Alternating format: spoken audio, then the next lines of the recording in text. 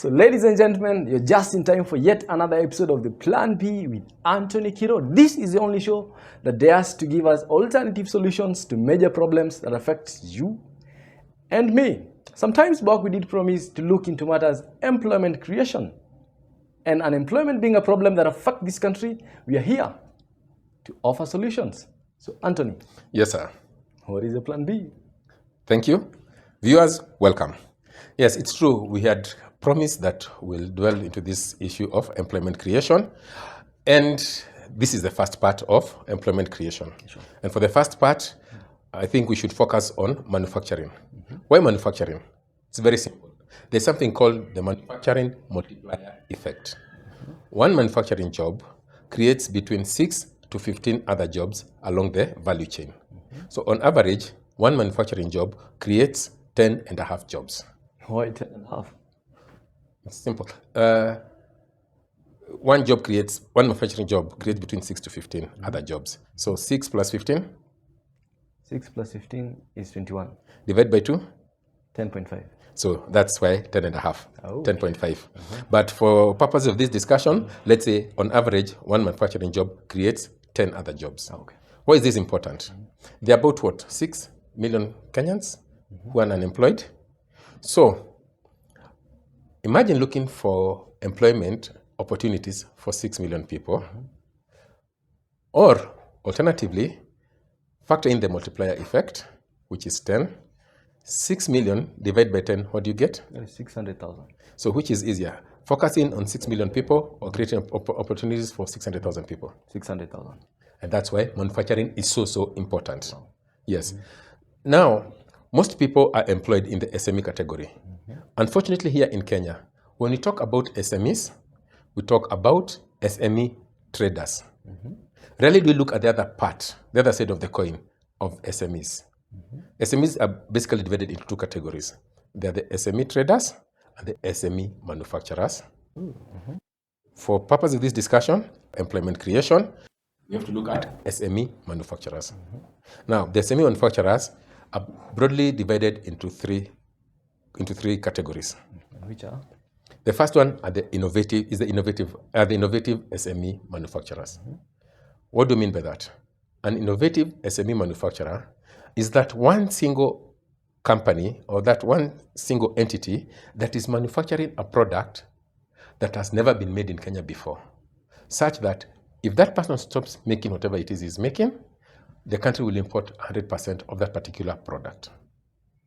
Now, what the government should do, they should look for the innovative SME manufacturers and see how to support them so that they scale up from being an SME manufacturer to a medium-sized company or a large corporate or even to multinational status.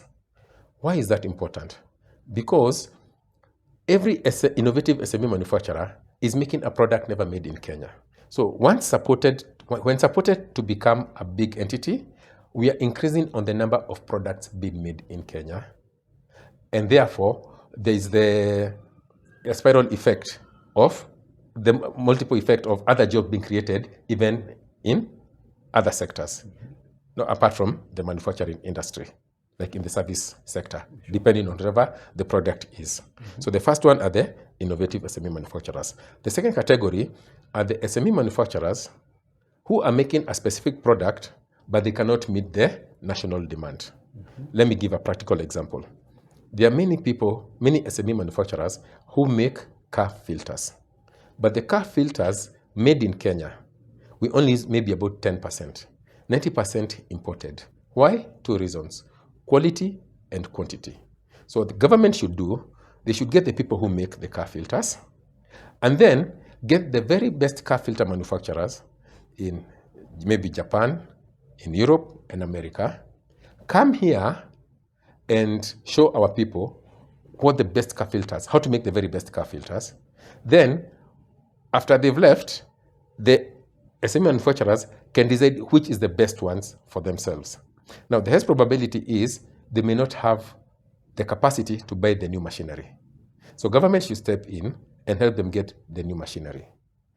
And then, apart from get the new machinery, they need to help them to get the new machinery and in quantities good enough to make sure that we can meet the national demand. Let me ask you a question. Imagine all car filters in Kenya that are used are made in Kenya, and they're of as good quality as the European ones or the American ones or the Japanese ones. If all car filters made in Kenya, if all car filters used in Kenya are made in Kenya, how many people are we employing?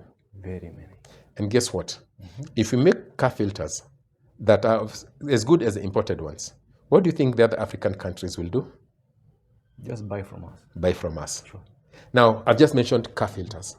Now, imagine if they do that with all the other SME manufacturers. How many jobs are we going to create? Wow. Plenty. Sure.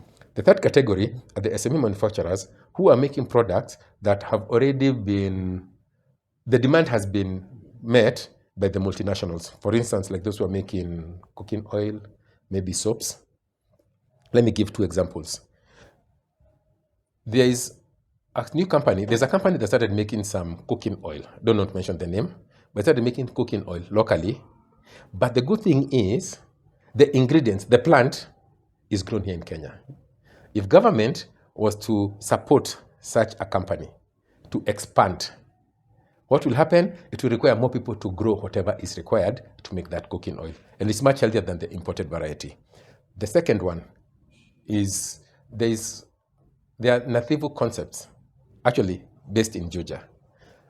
They are making furniture from old tires. If government was to start using Nathivu Concepts furniture in government offices, and even corporates, private entities, and even in our homes, and this is from old tires, how many jobs are we going to create? So basically, we do that.